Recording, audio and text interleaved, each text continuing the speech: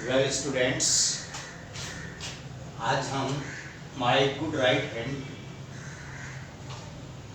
का दूसरा भाग पढ़ रहे हैं। Just we are starting the second part of the poem my good right hand composed by Charles Mackay.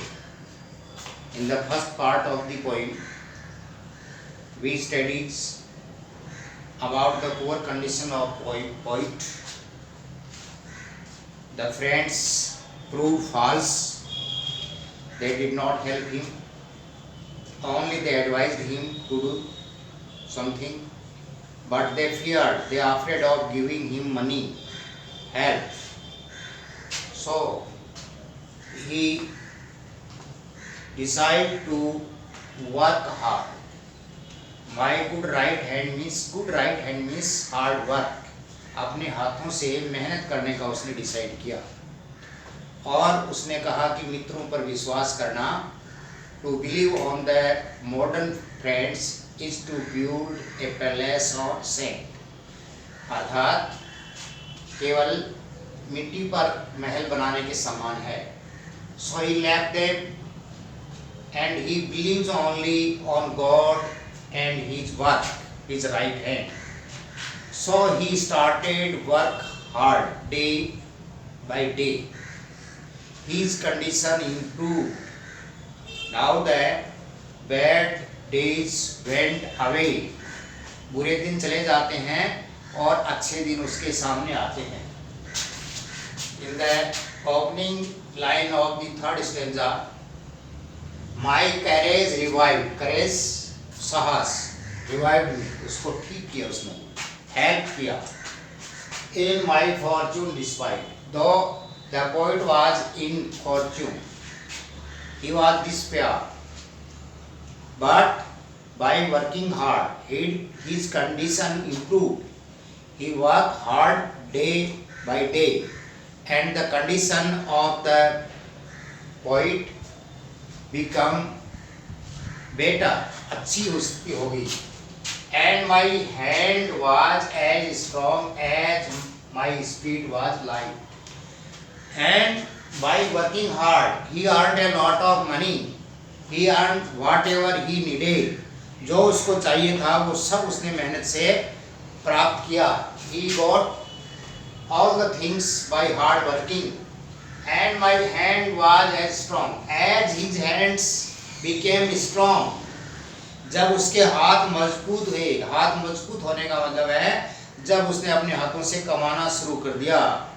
His condition improved. Now he is not poor. My spirit was light. वैसे ही मेरी आत्मा हल्की होती चलेगी।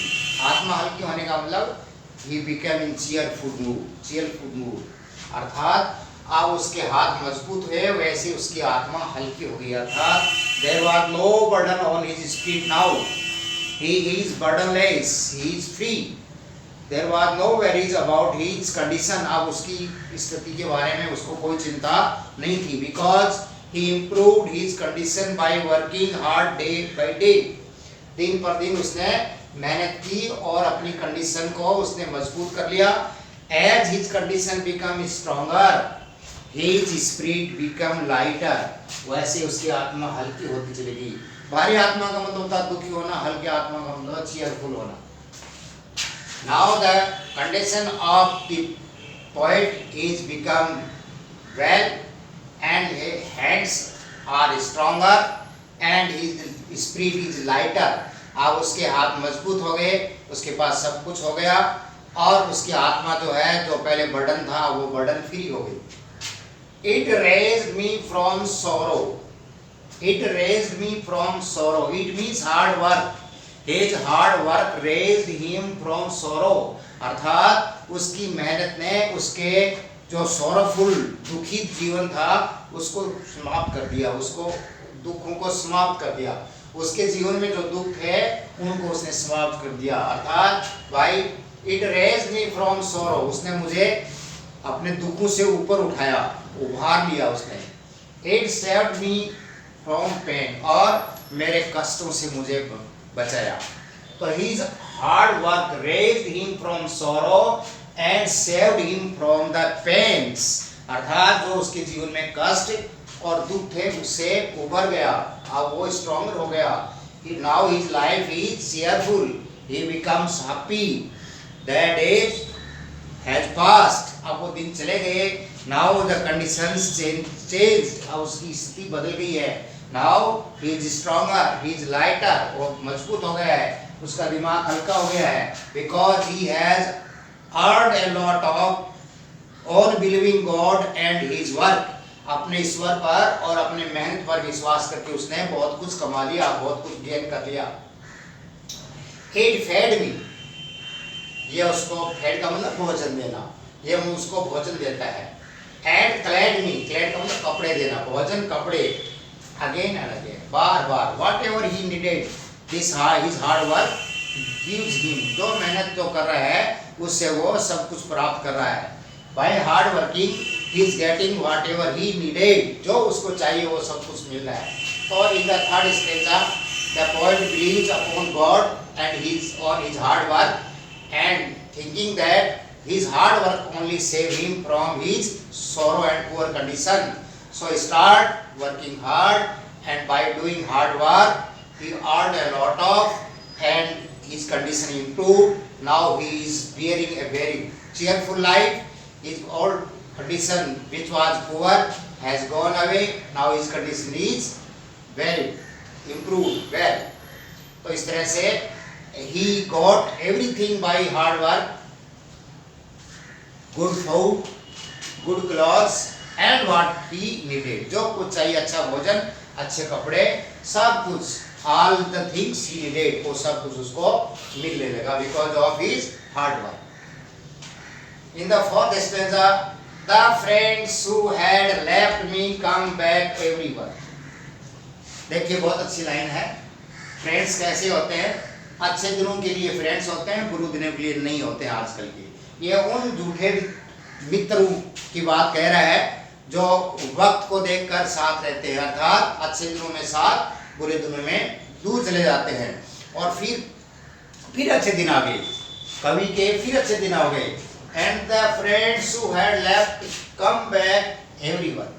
The friends who had left, the friends who were not in position to help him, वो मित्र जो they did not like to help him, they left him. जब सारे मित्र छोड़कर चले गए, अब they return back, they come back, वो वापिस आ गए. Because they are selfish. उनको क्या दिख रहा है? अभी कवि की स्थिति अच्छी दिख रही है, तो they wanted to get something from poet. वो फिर चाहते हैं कि कवि जैसे पहले लुटाता था वैसे फिर देने लगेगा, क्योंकि शुरू में कवि बहुत अमीर था और अपने मित्रों को खूब देता था, खिलाता था, पिलाता था. लेकिन उसकी कंडीशन खराब आई, तब सारे मित्र भग गए, छोड़ के चले गए. अब वो सारे मित्र जिन्होंने कोई मदद नहीं की, केवल एडवाइस किया, they come back now, अब वो सारे वापस लौट कर आ गए. The friends who had left me come back everyone, and darkest advisor looked bright as the sun. जो darkest advisor थे वो आजकल सूरज की तरह से चमकने वाले से हो गए हैं. अर्थात जब वो पुराने टाइम में जब condition of the poet was poor, तो they were darkest advisor, केवल सलाह दे रहे थे, और उनके चेहरे मित्र को देखकर खिलते नहीं थे. वो सोचते कुछ मांगेगा, है ना, he will demand something, तो they wanted to avoid him. Now they come back and their faces are shines just like the sun, सूर्य की तरह चमकीले से नजर आ रहे हैं. I need them no more. लेकिन कवि समझ गया. The poet understand about their friends. They are selfish. ये कभी भी समय पर काम आने वाले नहीं हैं. So he said, I need them no more. ऐसे मित्रों की अब मुझे कोई जरूरत नहीं है. I need no more such friends who are false. As they all understand. और ये बात वो सारे मित्र भी उसके अब समझने लगे हैं.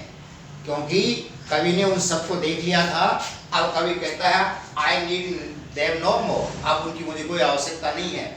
And this idea also known by the friends, ये बात उसके मित्र भी जानते हैं कि अब ये आपको स्वीकार करने वाला नहीं है। He will not accept them as his friends and relatives because they proved false in his poor condition। अब कंडीशन बदल गई तो हम वापिस आ गए, तो ये शायद समझ गया है। I thank thee, I trust thee, I thank thee, I trust thee। मैं मेरे उन चीजों को, उनको धन्यवाद देता हूँ। I thank, I trust thee, मैं धन्यवाद देता हूँ मेरे कठोर परिश्रम को। My right hand means hard work, and I trust thee, मैं विश्वास करता हूँ ईश्वर में। Only the poet believes on his hard work and go, and nobody else. He does not believe on his false friends. He only believes on his hard work and his God, my good right hand, और मेरे मजबूत हाथों पर, मेरी मेहनत पर। तो in this way the poet's condition become good because of his hard work। अपनी मेहनत से कवि फिर अपना इम्प्रूव हो गया और वो कहता है कि मैं केवल मेरी मेहनत और मेरे ईश्वर को धन्यवाद देता हूँ और मैं उन्हीं पर विश्वास करता हूँ। The poet only trusts on his hard work and only God and nobody else। This word is false, selfish, and selfish word is not to be trusted by anyone। If the man trusts, he should trust on his hard work and on his God only।